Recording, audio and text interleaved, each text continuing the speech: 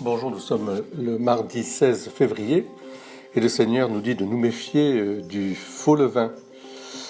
Dans l'Évangile, il parle aussi d'être le bon levain aussi.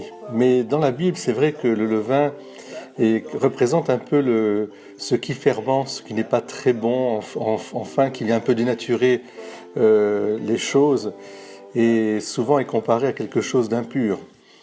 C'est pourquoi aujourd'hui, je voudrais quand même d'abord remercier tous les boulangers qui, grâce à leur travail, nous permettent de nous nourrir. Cette petite cantine enfantine leur rappelle que tous les matins, nous avons notre pain quotidien, grâce à eux. Qu'ils soient bénis. Et puis n'oublions pas de bénir le pain.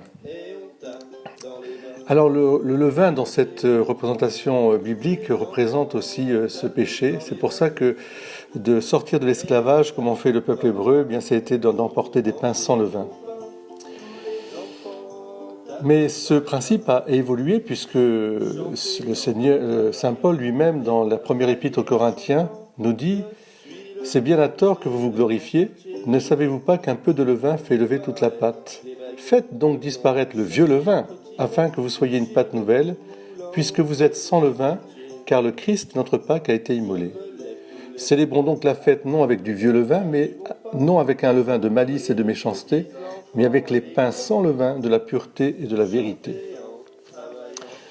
Donc c'est très important pour nous de mettre le Christ au fond de notre cœur. Et je pense que c'est ce que voulait nous dire justement l'évangile d'aujourd'hui, c'est qu'il faut absolument que cet amour de Dieu manifesté par le don de soi pour le prochain soit le levain de notre pâte, de notre vie. Il y a donc un levain mauvais, un vieux levain, qui idolâtre ce qui est extérieur, ce qui est légal, avant avant la charité et le don de soi.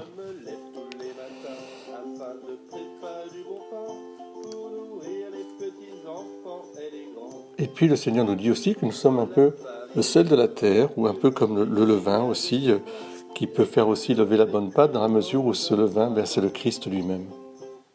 Alors j'ai envie de nous poser une question aujourd'hui. Est-ce que je suis levain ? C'est-à-dire, est-ce que je suis levé ? Y a-t-il en moi du levain ? De quelle sorte ? Autrement dit, aux yeux de Dieu, est-ce que je mène une vie qui me pousse plutôt à l'hypocrisie ? Ou ai-je appris à adorer Dieu avec le pain sans levain de la pureté de la vérité ? Eh bien, je pense que c'est ça. Fêtez tous les jours la fête des pains sans levain. Laissez au Christ d'être le levain pour nous. Et approchons-nous de la table eucharistique avec un grand désir.